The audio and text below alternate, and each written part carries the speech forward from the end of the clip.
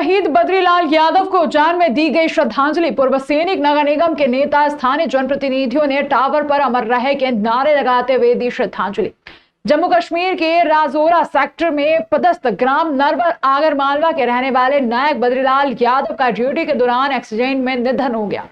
इसके बाद उनके पार्थिव शरीर को गांव में ले जाया गया। इस दौरान उज्जैन में टावर चौक पर शहीद बद्रीलाल यादव के पार्थिव शरीर पर पुष्पमाला चढ़ाकर अमर रहे के नारे लगाते हुए उनको याद किया गया।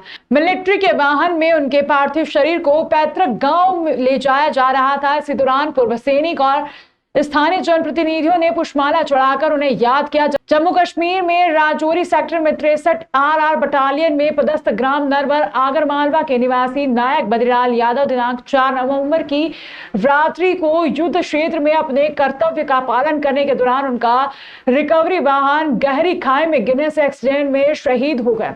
दिनांक 5 नवंबर को उनके पार्थिव देह को शाम 8 बजे वायुसेना के विशेष विमान द्वारा इंदौर विमानतल पर लाया गया। उनकी पार्थिव देह को रात्रि को मैदानता अस्पताल इंदौर में रखा गया था।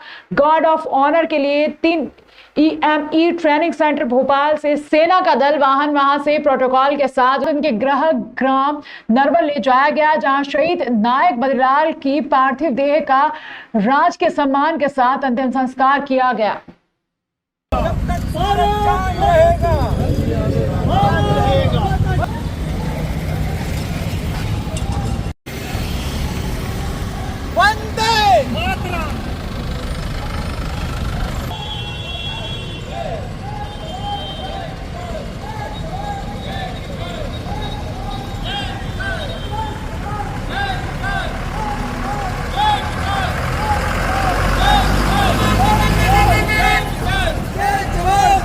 कश्मीर के राजौरी सेक्टर के 63 RR बटालियन में पदस्थ उज्जैन के आगर जिले के नरवर गांव के निवासी बद्रीलाल यादव जो वहां पर तैनात थे, 4 नवंबर के दिन उनकी रिकवरी गाड़ी को कवर करते हुए जब वो लेके आ रहे थे रात को, तो उनकी गाड़ी 400 फीट गहरे खड्डे में गिर गई थी, जिसमें उनकी वहीं पे शांत हो गए वो, और उनके साथ एक और जो ड्राइवर थे वो गंभीर रूप से घायल हुए।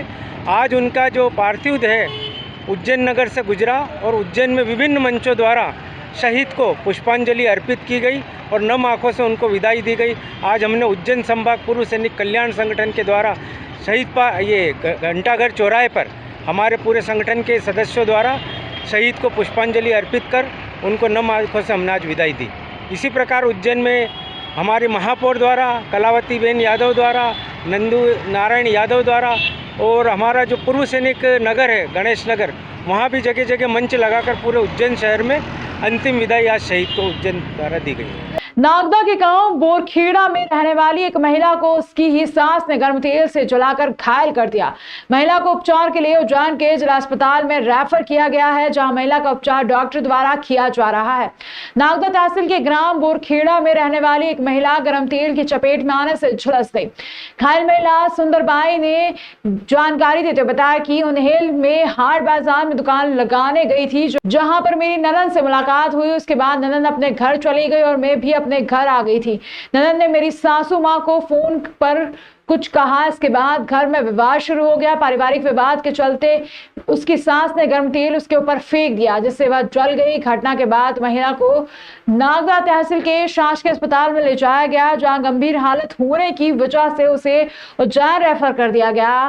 फिलहाल महिला का उपचार जिला अस्पताल में डॉक्टरों द्वारा किया जा रहा है। मैं उन्हें बोरखेड़ा रहती हूँ, उन्हें लाई थी बाजार करने के लिए, तो बांसखेड़े से मेरी ननंद आई, तो दोनों को हमारे उनेल में मिलन हुआ। तो हम मिल कर और मैं मेरे घर पे चल गई, वो उसको घर आ गई।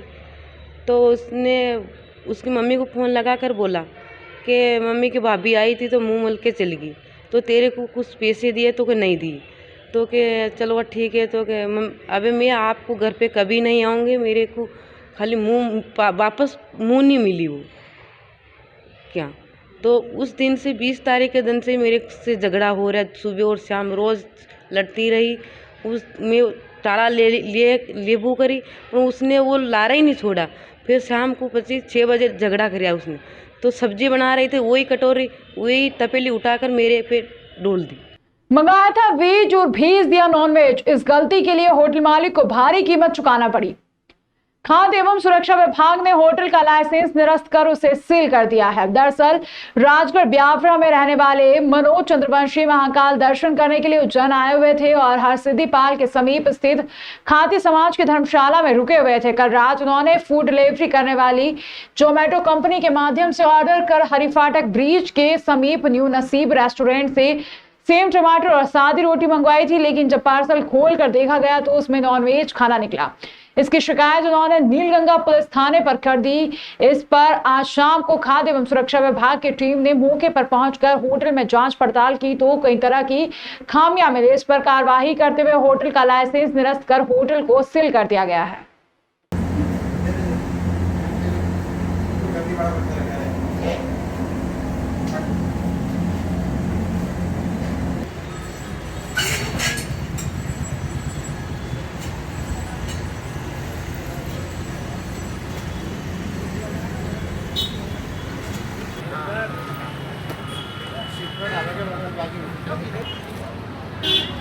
राजगढ़ ब्यावरा से हूँ और खाती मंदिर हमारी समाज का मंदिर है, उसमें ठहरा हुआ हूँ। तो मैंने जोमेटो से खाना बुलवाया था, उसमें सेव टमाटर बुलवाया था वेज और नॉन वेज खाना इन्होंने पहुँचाया।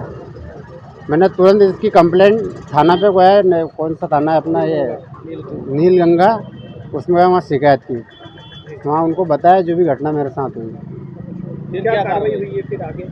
कार्रवाई इनके पास थाने में हुई है। उसके बाद यहाँ पे आके जो अपने फूड इंस्पेक्टर हैं उनको शिकायत पहुँचाई तो उन्होंने आके यहाँ पे कार्रवाई की है कि कोई शिकायतकर्ता आए हुए हैं और जब थाना नीलगंगा लेकर जब शिकायतकर्ता को देखा तो एक मनोज चंद्रवंशी करके व्यक्ति हैं जिन्होंने शिकायत लिखित आवेदन देकर बताया गया कि उनके द्वारा यहाँ पे जोमेटो से एक सेव टमाटर की सब्ज़ी और चपाती का ऑर्डर किया गया था, लेकिन सेव टमाटर की सब्ज़ी में उनको कुछ बोन्स पीस जैसे दिखाई दिए, यानी नॉन वेज की उनके द्वारा शिकायत की गई थी। और शिकायतकर्ता को लेकर जब हम होटल पे आए तो यहाँ पे अनियमितता मिली। किचन जो थी, किचन में जो किचन था वो सेपरेट नहीं पाया गया, एक ही किचन पाया गया। और विक्रेता ने स्वीकार भी किया कि शायद फ्राई पैन ठीक से ना धुलने के कारण उसमें नॉनवेज के पीसेस शायद आ गए हैं। तो लाइसेंस की शर्तों का उल्लंघन पाए जाने से हमने तत्काल प्रभाव से इसके जो लाइसेंस है वो सस्पेंड कर दिया है और व्यवसाय बंद करवा दिया। कलेक्टर नीरज कुमार सिंह ने बुधवार को सुबह उपराष्ट्रपति महोदय जगदीप धनखड़ के उज्जैन में प्रस्तावित कार्यक्रम स्थलों व मार्ग का निरीक्षण प्रशासनिक अमले के साथ कर सभी व्यवस्थाएं चाक चौबंद करने के निर्देश दिए। कलेक्टर द्वारा सर्वप्रथम हेलीपैड पर निरीक्षण कर वहां अतिथियों के आगमन स्थल के आसपास ब्रांडिंग और आसपास ग्राम कटिंग किए जाने के निर्देश दिए। कालिदास अकादमी परिसर में महाकवि कालिदास की मूर्ति और उसके आसपास के पत्थरों की साफ सफाई और पॉलिश करने के निर्देश दिए गए। अकादमी परिसर में बन रहे कार्यक्रम स्थल के आसपास साफ सफाई, रेलिंग की कलरिंग, वीआईपी रेस्ट रूम और ग्रीन रूम में अन्य व्यवस्थाएं शीघ्र पूरी करने के निर्देश दिए गए। कलेक्टर ने कहा कि उपराष्ट्रपति महोदय के कार्यक्रम की गरिमा को ध्यान में रखते हुए फिनिशिंग पर विशेष ध्यान दिया जाए। उपराष्ट्रपति महोदय का काफिला जहां से निकलेगा उस मार्ग की साफ सफाई और आसपास रंग रोगन का कार्य किया जाए। इंदौर रोड पर तपोभूमि के समीप ग्राम राघो पिपलिया में कान नदी पर स्टॉप डैम बना हुआ है। इस पर गंदा पानी शिप्रा में मिलने से रोकने के लिए 26 गेट बने हुए हैं। इन गेटों को बंद रख कान के पानी को पाइपलाइन में डाइवर्ट करते हुए स्टॉप डैम के समीप ही कान डाइवर्जन का ट्रीटमेंट प्लांट है। इसमें 2.6 डायामीटर का पाइप डाला है जो यहां से करीब 17 किलोमीटर दूर केडी पैलेस तक है। यहीं से कान के गंदे पानी को निकालकर आगे बढ़ाया जाता है। कान के स्टॉप डैम के गेट मानसून के चलते 15 जून को खोल दिए जाते हैं। मानसून समाप्ति पर अक्टूबर में वापस बंद करते हैं, लेकिन इस बार नवंबर तक गेट बंद नहीं किए। इसी कारण पूरी शिप्रा कान से मेली हो गई है।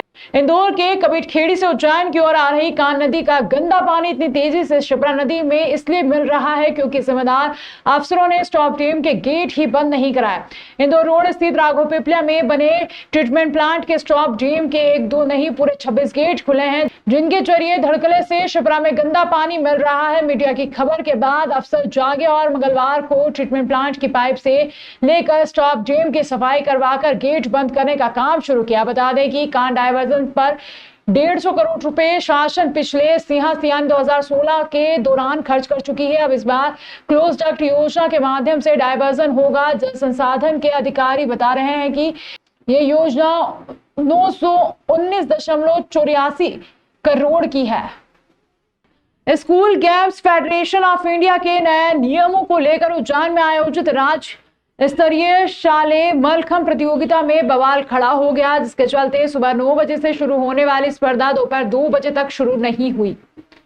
प्रतियोगिता में हिस्सा लेने आए खिलाड़ी और शिक्षा विभाग अपनी अपनी बात पर अड़े रहे। खिलाड़ियों का कहना था कि स्पर्धा में विजेता होने वाले दल के 6 खिलाड़ियों को आगे खेलने का मौका दिया जाए।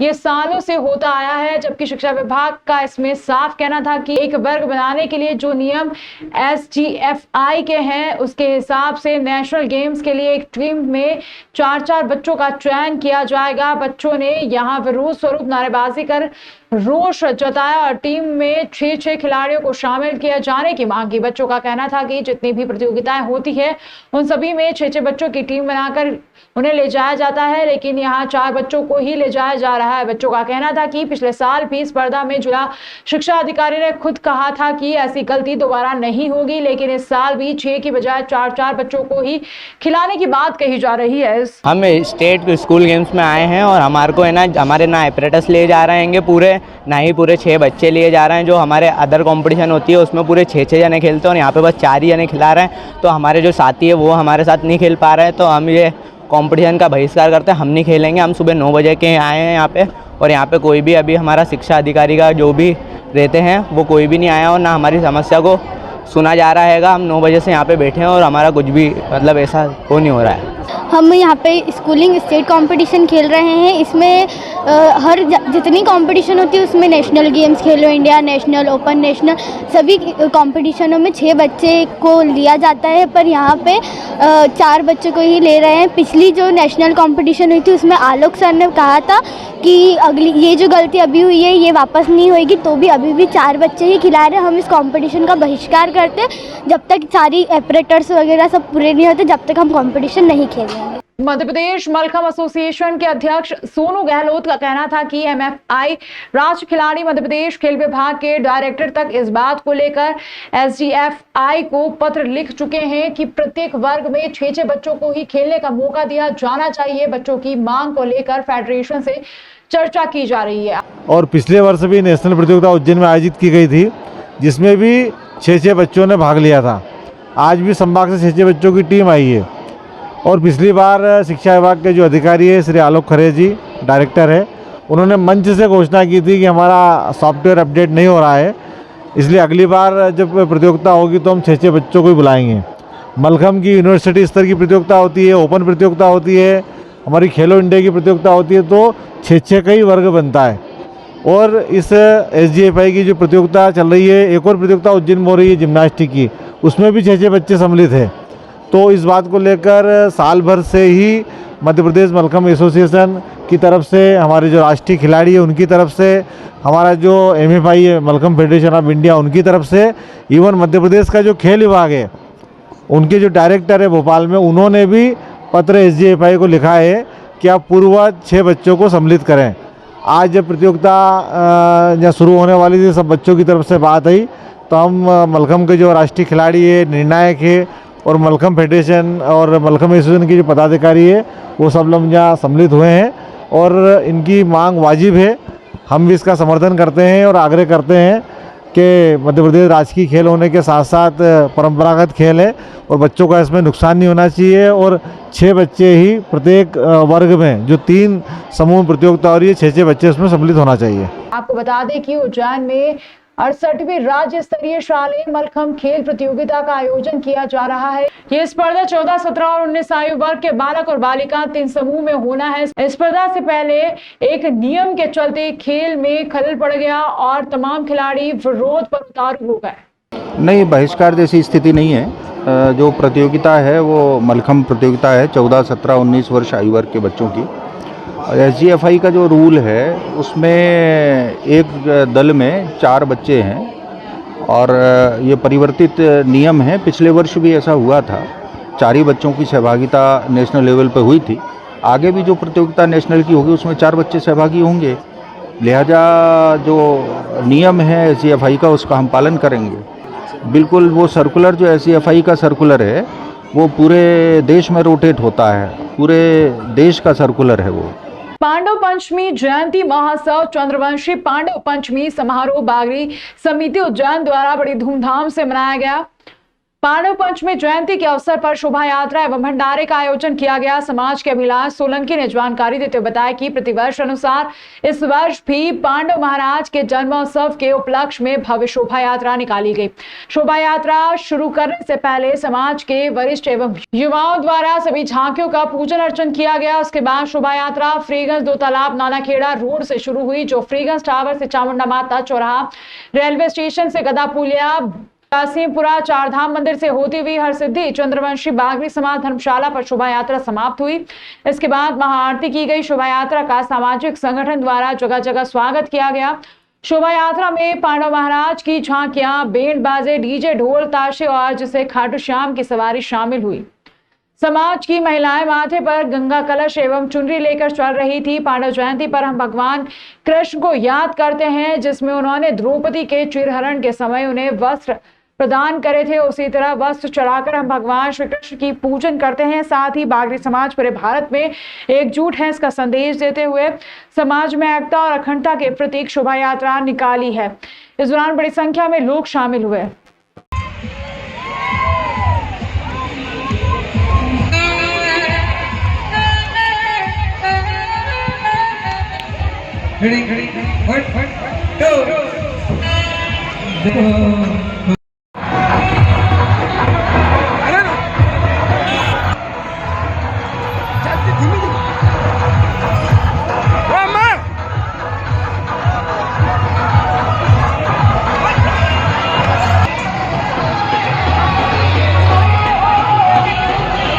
ये हमारे आराध्य देव पांडव पंचमी महोत्सव है, जो हमारे पांडव वंश के हम माने जाते हैं तथा इसमें हमारे वंशज के नाम से जाना जाता है, इसलिए हम बड़े धूमधाम से मना रहे हैं। तथा ये नानाखेड़ा दो तालाब से लेकर फ्रीगंज टावर से लेकर चामुंडा माता चौराहे से रेलवे स्टेशन से हम नरसिंह घाट पर पधार रहे हैं। वहाँ पर हमारा धर्मशाला बागरी समाज की धर्मशाला जो वहाँ पर समापन होगा, भोजन के साथ में सभा भी होगी और यह हमारे एकता का प्रतीक दिया गया है और समाज को एक जोड़ने का कार्य कर रहे हैं, क्योंकि हमारे समाज अभी टूटी हुई है, उसको जोड़ने का कार्य कर रहे हैं। क्योंकि युवाओं के द्वारा हमने जो कार्य किया है, ये मेरे दोस्त, मेरे साथी, मेरे भाई, इन लोगों की सहायता से और सभी गांव के लोगों ने हमें ये झांकियाँ और चुनरी यात्रा और महिलाएं बढ़ चढ़कर हिस्सा ले रही है और हमारा भाई भी बड़े खुश होकर उत्साह मना रहे हैं, क्योंकि ये पांडव जयंती हमारा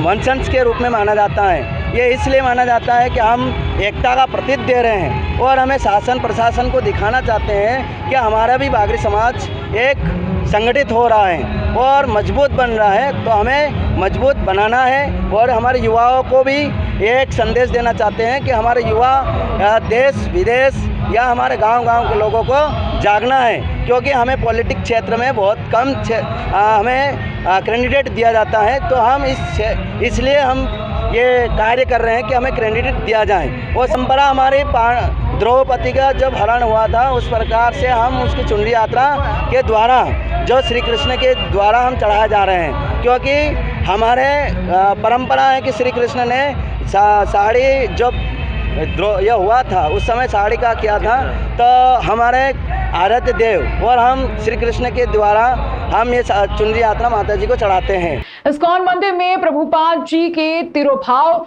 उत्सव के साथ ही दीपदान पर्व का समापन हो गया। कार्यक्रम के समापन अवसर पर भक्तजनों ने भगवान राधा कृष्ण और प्रभुपाद जी की मूर्ति के समक्ष दीपदान कर मंदिर परिसर को दीपों की रोशनी से जगमगा दिया। इसके पश्चात मंदिर परिसर में भव्य भंडारे का आयोजन किया गया। जनसंपर्क अधिकारी राघव पंडित दास ने बताया कि इस्कॉन मंदिर में दीपावली पर्व के पूर्व दीपोत्सव पर्व मनाया जा रहा था, जिसका समापन सोमवार शाम को आचार्य प्रभुपाद जी के तिरुभाव उत्सव के साथ हो गया। उन्होंने बताया कि जिस प्रकार सावन माह भगवान शिव को प्यारा होता है, उसी तरह कार्तिक माह कृष्ण भक्ति के लिए न्यारा होता है। इन दिनों में श्री कृष्ण के मंदिरों में भगवान को 56 भोग लगाकर महाप्रसादी वितरित की जाती है। इसी प्रकार का उत्सव भी इस्कॉन मंदिर में मनाया गया। पंडित राघव दास ने आगे बताया कि 5 नवंबर 1977 की शाम 7:19 पर इस्कॉन के संस्थापक आचार्य प्रभुपाद जी ने शरीर छोड़ा था। अतः कल उनका तिरुभाव महोत्सव मनाया गया। इस दौरान मंदिर अंधेरा करके सैकड़ों दीप प्रज्वलित कर भगवान राधा कृष्ण और आचार्य प्रभुपाद जी की आरती उतार कर पूजन किया। इस दौरान भंडारे का आयोजन भी किया गया, जिसका लाभ बड़ी संख्या में श्रद्धालु जनों ने लिया।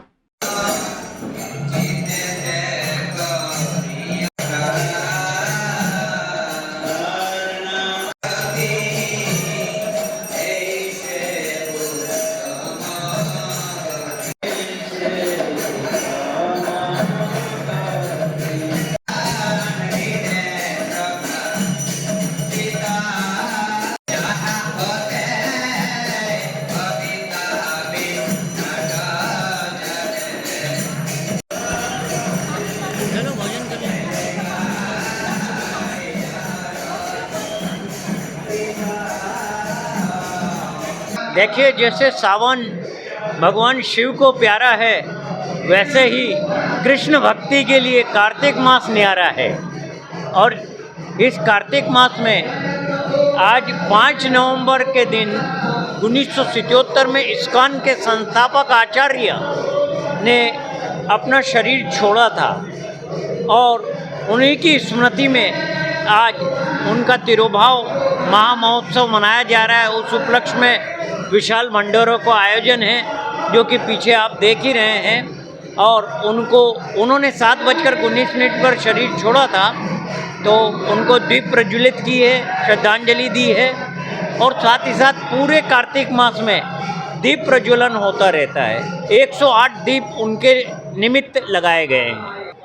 आज श्रील प्रभुपाद जी का तिरुभाव तिथि महामहोत्सव, हम लोग हर साल श्रील प्रभुपाद के तिरुभाव तिथि महामहोत्सव में एक उत्सव मनाते हैं, भंडारा देते हैं सभी के लिए।